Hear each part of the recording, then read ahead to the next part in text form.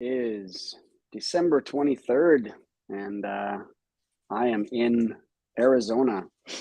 And I feel like I left just in time. I've been seeing reports of what's going on back in Toronto, and it's been snowy and gross. I think today is starting. So I got out. I'm here in Arizona with my family, with my parents for the next couple of weeks, and then I head to Costa Rica for the winter. So super excited about that, and always love going to Costa Rica for the winter months. I'm not much of a winter lover, so it's nice to head down there. So, but yeah, it's always tricky this time of year to kind of wrap up everything. I'm sure a lot of you are feeling the same way. There's lots of things that get put on hold and put on pause for a while.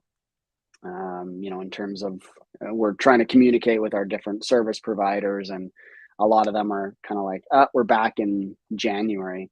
And so, I'm sure you guys are finding similar things where it's, not a lot of interaction this time of year. So I take that as a sign to take some downtime and take some time away from the business and try to relax and spend some time with friends and family and get caught up on different things like that. So that's what I plan to do over the next, week or so. And I hope you guys have a chance to do that as well. So, I hope everyone's going to have a nice holiday season, depending on what you do. I know for me, my traditions are pretty simple. We generally get together with some family friends and eat and drink a little bit. And we do a little bit of a gift exchange on Christmas morning. And then that's pretty much it. Watch some Christmas movies, and yeah, it's pretty low key. My mom's birthday is on the 29th of December, so we kind of have these parties back to back, and then that's kind of Christmas tradition. So anyway, maybe you want to drop in the chat what your Christmas traditions are, if you have any, or traditions at this time of the year. It'd be nice to hear what different people do, and where you're at right now. So anyway, it could be we'll just probably go for maybe 30 minutes today. I know this, like I say, lots of people are traveling right now. Lots of people are with their families and their friends. So yeah, I thought I'd bring Priscilla in, and we can kind of kick things off and talk, answer a few questions that have come up over the last little while on the YouTube channel and some other things. So Priscilla, how are you today? Good, Darren. Thanks for having me. How are you? Yeah, I'm good. Aziz said he eats and drinks and he's merry. He's always merry. Aziz is always like the most merry guy. So Aziz, nice to see you, my friend. Priscilla, you just got back from Florida, right? I did, yeah. Right in time for the beautiful storm here in Toronto. And we were talking before we went live. Do you want to share your story about your flight home? Sure. I had my first actually terrifying flight experience. There was a lot of turbulence, and then the plane starts dropping out of the sky. Like I was feeling myself floating in my seat. So, and it kept going for some time. I'm like, I am dying. I was praying, obviously, at that time, but and then it started going up really fast. So I felt like gravity pulling me down. I'm like, I am never flying Flair Airlines again. I don't recommend it. It might not have had anything to do with Flair, but you never know. Maybe they don't have the It's just strong. something so easy to blame. It's a cheap flight, a cheap airplane, Yeah. What did and you say it cost you? How much per? it was $57 to fly from Orlando to Toronto because everybody's Wow, doing the opposite. They're flying from Toronto to into Florida. So makes sense. Yeah. for the ticket, yeah. Yeah, I'm not a nervous flyer. I used to be a little bit nervous when we would get like turbulence in the air, like if we'd been traveling for a while and it would start because you look out and there's like everything's clear and you're like, why is it shaking? I don't understand. Um, but I'm better now. I don't know. Did you have Maggie with you, the dog? No, she stayed with my parents. Oh, Yeah, okay. So we left that's her there. If she were on the plane, I don't know what would have happened. Yeah. good. Awesome. Well, I'm glad you're back home safe, and hopefully the snowstorm's not too bad. Well, let's jump into some questions from YouTube. I'll definitely love to answer these and help people out with whatever they're struggling with in their real estate investing journey. So I'll turn it over to you. Yeah, sounds good. We have a question here. Hey, Darren, I'm just curious about your masterclass. Do you have a daily action plan to get your first deal? Yeah, that's a good question around the masterclass, which is now called the Academy. The Academy is basically comprised of three different. The Academy bundle is comprised of three different products, basically. So I have a lender academy, a lender course, a builder course, and a hustler course. So just to give you those kind of three personas, lenders are people who have money but don't necessarily have a lot of time to dedicate to real estate investing. So I really want to focus on the strategies for those individuals that maximize their time, right? Because they don't necessarily have a lot of time. So that would be private lending. That would be partnering with, apartment syndicators, working with land developers. These are all strategies that these people need to focus on. Hustlers are people that have the opposite. They are people that have they have time, but they don't necessarily have a lot of money, and or they want to use other people's money. So that those strategies would be like getting into like pre-construction, wholesaling, raising capital. Those are the strategies that they should be focusing on because those are the things that are going to work best for them. And then there's the builders. Builders are people that have time and money. They're lucky that they have both of those things. And now we can focus on strategies like flipping properties, using the burst strategy. Maybe they want to get into apartment investing, and maybe land development, some stuff like that. So those three products are available individually. They also include 12 weeks of coaching. That's group coaching with me, and access to my private Facebook group, and all of the modules that come along with those things.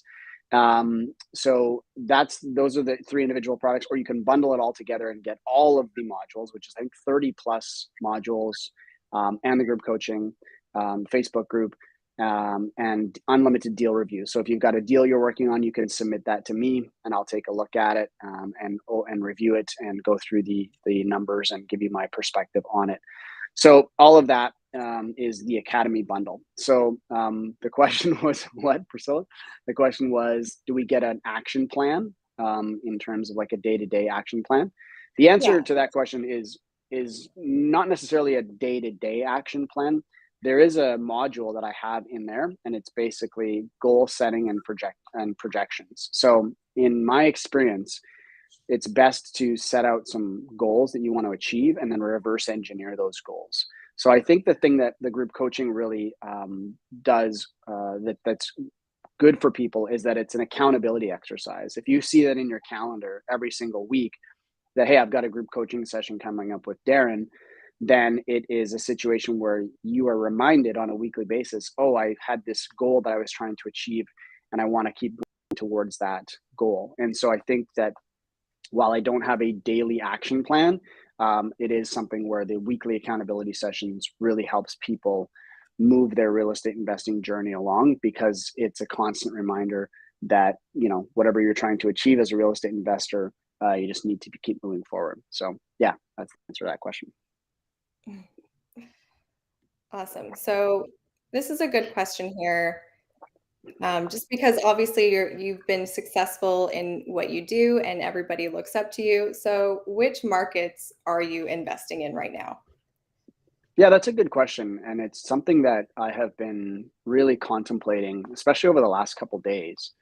There's, for those of you that aren't familiar with what's happening in Ontario right now. So the short answer to that question is I invest in Ontario and I invest in Costa Rica. And I have properties in Alberta, and I'm looking to expand the portfolio in all of those locations. And I think, the thing that's I'm seeing right now is these new financing rules that are coming out with CMHC. And for those of you that aren't familiar with commercial financing, so this is financing for properties that are 6 units or more. If you can get CMHC financing, which CMHC is not a lender, CMHC is an insurer. So if I go to my lender and I say I want to get a loan on this property, they can insure that with CMHC. So with CMHC basically backing that loan, it means that if I was to default on that loan, CMHC would then pay the bank their money that's owed. So having an insurance product on your mortgage is phenomenal. So there's new products available on the market. There's one product called MLI Select, and it really allows for commercial lending. So when I talk about commercial lending, I'm talking about 6 units or more in residential. Then we can get up to 95% loan to value. We can get like lower interest rates. I think I'm getting quoted right now somewhere in the high threes, 3.9, 4.1. That's and a 50-year amortization is the other thing we can get on these loans. So when you amortize over a longer period of time, obviously your payments go down. So does your amount that you're paying down on the mortgage every single month. But that allows you to have better cash flow, right? Essentially. So with these new lending rules, I think I'm really looking at different markets and looking at different potential places to invest. So it's kind of changed up my strategy, and I'm really trying to figure out how I'm able to maximize these new lending requirements so that potentially I can leave as little money in the deals as possible. And then I'm also looking at other strategies like what we're doing in Costa Rica, which is buying a piece of land. We're building 6 properties. We're going to sell 4 of them. And the sales profits from the 4 sales will pay for the entire project. So then basically I would own 2 properties free and clear with my investors. And then we would rent those out, short-term rentals. And that would generate, consistent passive income, and we still own those properties. So if we wanted to sell them later on down the road, that's a possibility as well. So with that model in Costa Rica, I really like that, and I'm looking at expanding that to other vacation destinations like Mexico, Portugal, and some of the other places that Canadians really like to go and vacation in. So that's kind of where I'm focusing right now. I'm focusing on bigger deals, so like 30 plus units on the residential side in Canada in development, and then in the foreign markets in Costa Rica and other places like that, so that I can maximize my sort of like lifestyle and also maximize my investing. So that's where I'm focused right now. There's a question in the chat: is it possible to wholesale in Canada? I'm new, so sorry if it's a dumb question. It's not a dumb question at all. I think that this is a question that comes up a lot, and it is something that we see in Canada as being a little bit different, but it's definitely possible. There's some really large wholesale operations in Canada. We just have to go about it in a slightly different way. So in the US, for instance, as a comparison, in the US, their Freedom of Information Act is much more robust. So in the US, you can go and you can find out who has recently died, who's recently divorced. You can find out if somebody's ill and sick and they've got, something that they're dealing with. They call it the 3 Ds, death, divorce, or disease. So you can target those people in terms of reaching out to them and saying, hey, I'm interested in buying your property. You can also find out who the owner of a property is and what they paid for it by going onto a lot of their public websites in the US. We do not have the same data in Canada. We cannot, find out who's recently been divorced. It's our privacy laws are much more strict, but it doesn't mean we can't wholesale in Canada. One of my previous students, Adam, has created a very successful wholesaling business. We just have to go about it in a slightly different way. So Adam started with flyering neighborhoods and had decent response there, and actually wholesaled a couple deals through flyers. So just mailing out flyers and having people contact him. He's now into radio ads. So he does radio ads, and his demographic that he's kind of looking at is he's looking to find people who are looking to downsize. So maybe people who have properties, they own them free and clear, and they're maybe looking to sell their 3 or 4 bedroom house and move into like a condo, something like that. So that's why he advertises on the radio, because those people are listening to the radio, and that's his demographic. So he basically gets those properties under contract and he wholesales them out to somebody else, and he does very well. He does, and he's basically probably doing 3-4 transactions a year right now, and still has a full-time job. So that's his kind of side hustle and a great way to make additional income as a wholesaler with really having no money invested. So Adam doesn't have any money invested in that deal where he's wholesaling. There's no risk to him really, because he gets the property under contract. And if he can't find a buyer on the other side, then the contract basically says that he has the option to back out. So wholesaling can be a phenomenal strategy if you are, like I say, low on cash, or you want to basically use other people's money, or you want to keep your risks very low as a real estate investor. It's one of the most low risk strategies there is. So yeah, definitely a strategy that works very well. Another question from your YouTube channel. If you have a TFSA with 6 figures in it, are you able to leverage it as collateral to get funds to buy real estate? I'm curious to see if I can get a mortgage or loan without selling off the stocks and ETFs in my portfolio, but using it as collateral instead. Yeah, that's a really good question. So 6 figures in your TFSA, so north of $100,000 basically. You can leverage your stock portfolio. So when you get to a certain point with investing, you can basically, there's a couple different ways you can do this. You can do this through insurance, life insurance basically. So you could put some of that money into a life insurance policy, and certain life insurance policies, you can leverage them. So you can borrow against them. So you could take that and use that money to invest in real estate. There's actually a video that I did on that exact topic with a guy named Darren Mitchell, I believe. And so just search my YouTube channel, and it's called Be the Bank, I think is his book as well. So basically it's leveraging life insurance products and being able to borrow against those. So that's a little bit different than a TFSA, but I know that with private banking, when you get into private banking, you can leverage against your stock portfolio as well. So private banking is going to have some restrictions around how much money you need to have in private banking, what kind of assets you need to own. But if you get into that situation, then you can also leverage against your stock portfolio and your TFSAs. So the answer is yes, you can. But yeah, you'd want to speak to somebody, potentially a mortgage broker would be the best person to start with. And I would say someone who's very familiar with working with people that have, significant stock portfolios and how they're able to leverage those. But it is possible for sure.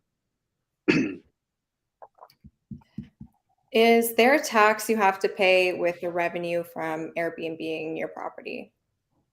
Yeah. So there's 2 things that are unavoidable in life, and they are death and taxes.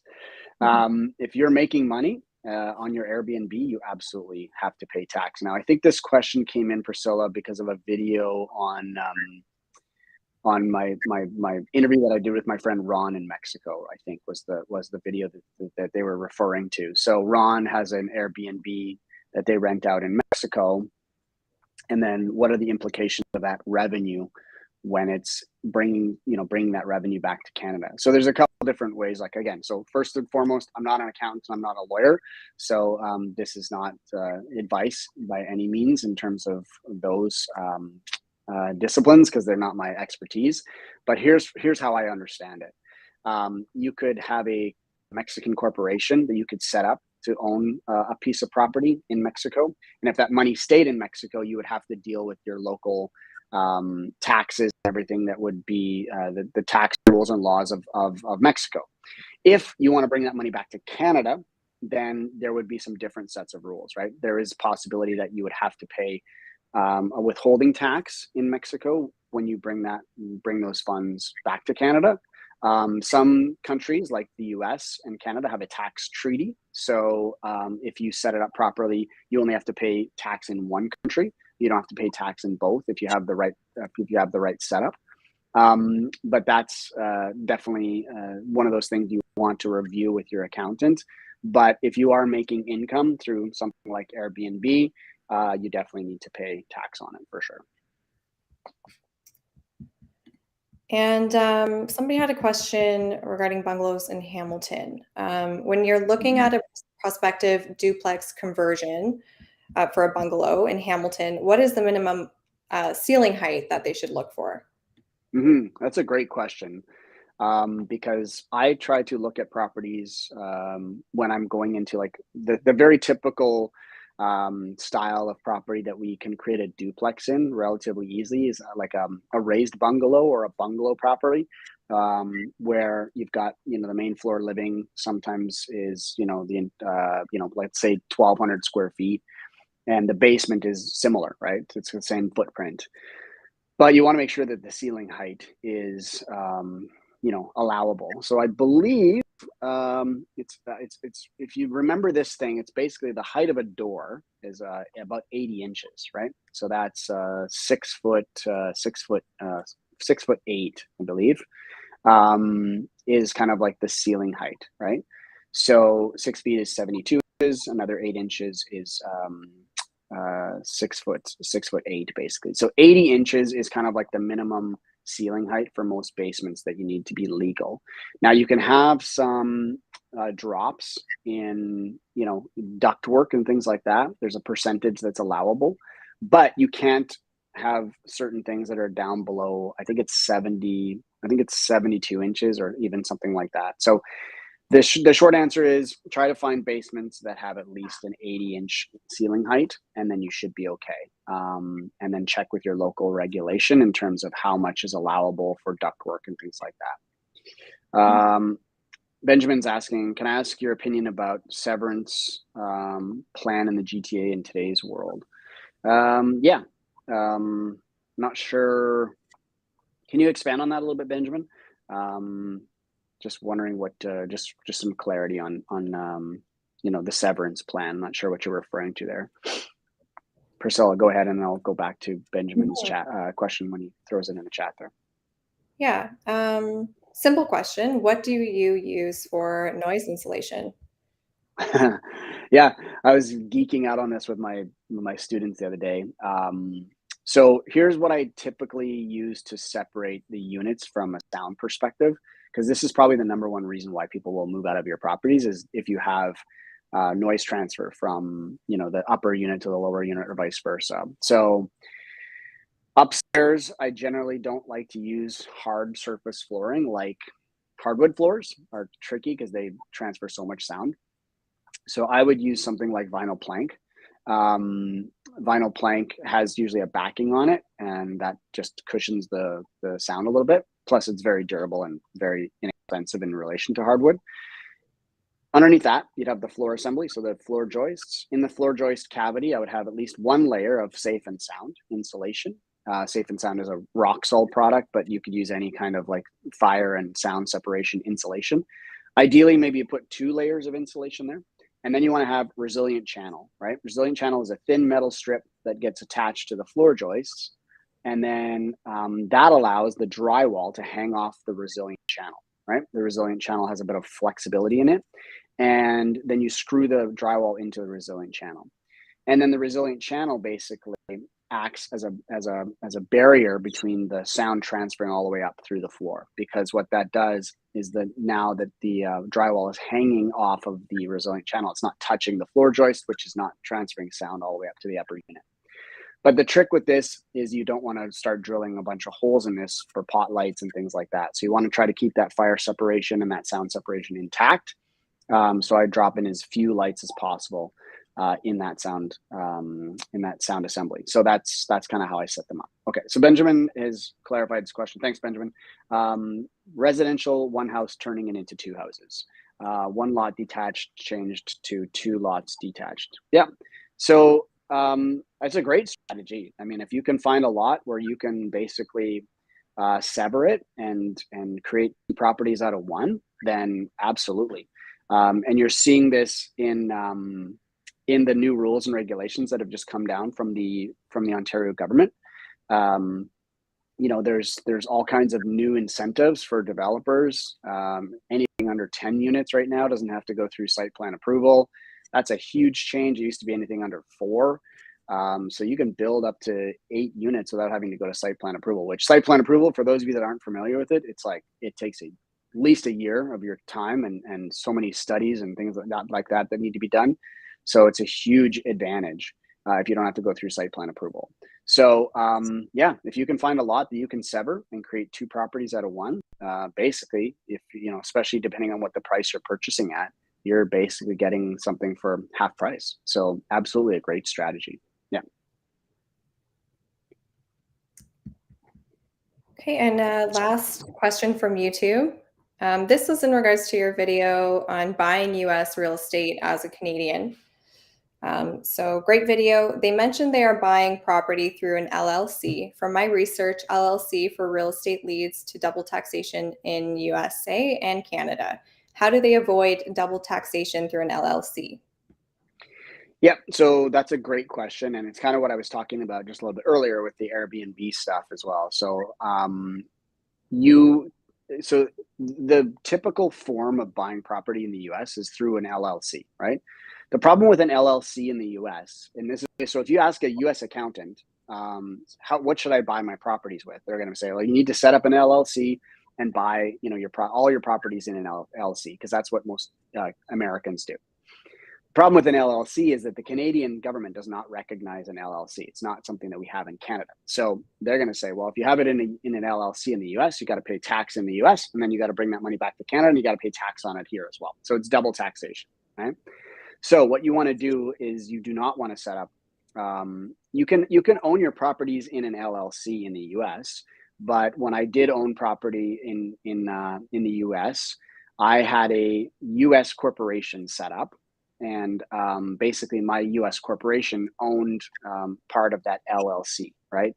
But when the money flowed back to Canada, it didn't flow through that LLC. It flowed through my US corporation. So I don't have that double taxation.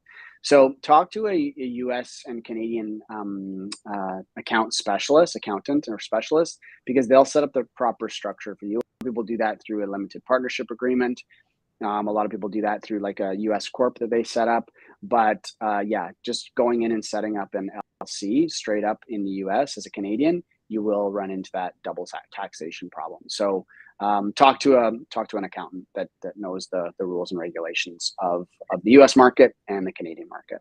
So awesome. Well, we're going to cut it short today. I know that last time we went for about an hour, but I know it's kind of a busy time of year for everybody. So I'm going to give you guys back a little bit of your time today, and thank you for jumping in and joining me for the Ask Me Anything.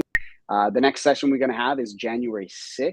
I will be in Costa Rica at that point. So I look forward to chatting with everybody at that point. You can feel free to shoot me an email, info@Darren Voros, if you've got any specific questions. If you're interested in learning anything more about my various products, about my academy, about my development course, which is coming up in the spring of this year, check out my website, darrenvoros.com. That's the best place to find out the information about those. Really excited about the development course that's coming up. I've done this a couple of times. Yeah, Matt, go ahead. Just shoot the question that I'll answer one more question for sure. The development course, I've done a couple other iterations of it, but this one is definitely going to be probably the best one that we've done so far. We're going to do site visits to our active development projects. We've got a 3-day in-person weekend planned with all kinds of trainers coming in from across the country, mortgage brokers, lawyers, accountants. Myself, I'll be curating the whole weekend. So really excited about that. And we've got online learning modules. And then also we've got 12 weeks of group coaching after that. So if you're looking at a development deal after the course is done, I'll be supporting you along the way if you're trying to find a potential development project. So really excited about the development course that's coming up. We're starting in mid-March. So for those of you that are interested in it, check it out on my website. Yep. Wondering what your recommendations to learn about choosing the right property and property management. So I think this is good question, Matt. I think Yeah, this is something that I cover in my course for sure. Into choosing properties. So when it comes to choosing properties, I think you need to back up just a little bit more. You need to figure out which market you want to go into, right? So market analysis is important. Important to understand, what kind of area you're looking at, what market you're looking at, and why is market analysis important? Well, because you want to look at, are there people moving into this area, or are they moving out? Are there good jobs there? What's the median income? What's the median house price? What are the average rents? Is there transportation? Like all these, is there infrastructure that's being built? Is the government spending money in these places? So that's where it starts. It starts with market analysis. Then you have to decide what your strategy is, right? So are you looking to do, just buying single family dwellings? Are you looking to do duplexes, triplexes, fourplexes? Are you looking to buy an apartment building? You got to figure out what your strategy is, but your strategy should come from your goals, right? So what are you hoping to achieve as a real estate investor? Do you want to have cash flow? If you're looking for cash flow, you're probably not going to buy properties in the GTA because there isn't really any cash flow. If you're looking for equity, then that's a very different thing, right? I'm a big believer in the Toronto market in terms of what that could look like in the next 5 to 10 years. It's just a simple supply and demand issue, right? In the GTA. So you have to kind of figure out what your goals are with investing, and that'll depict what strategy you're looking to implement. And then once you know the market and once you know your strategy, well, now you can start looking at the right properties. And in terms of property management, that depends on, do you want to manage the properties yourself or do you want to hire somebody else? I'm a believer in hiring other people to do what they do best. I do still manage some of my own properties. I manage kind of a couple that I live in or live next to. But it's like there's basically 2 properties that I manage in Toronto, and that's pretty much it. So everything else I have a property manager for. I even have property in Hamilton, and I live 45 minutes from Hamilton, but I have a property manager there. I just like letting those people do what they do best and letting me focus on what I do best, which is, finding new opportunities and raising capital and doing development deals. So, but for a lot of first-time investors, they manage their own properties. So that's a very common thing. So again, you want to be educated on those things. I have a couple modules in my course, one around finding and placing tenants. It's so important, especially right now.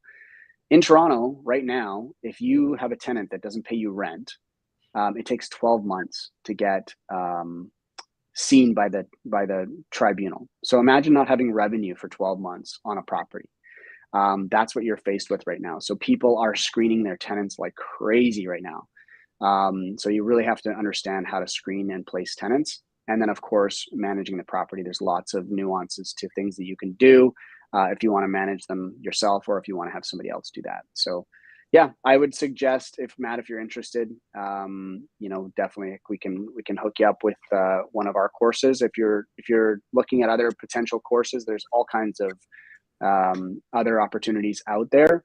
I don't know of anything like off the top of my head that I would recommend. I think for, when you're looking at price point, there's some stuff that's like a lot more expensive. You can spend $10,000-$15,000 doing mentorship programs with other organizations, but I don't think you need that. I think I would suggest always getting in at a lower price point, figuring out if you really like real estate investing, and then going from there. Right. So that's my recommendation. Yeah. So thanks for the question, Matt.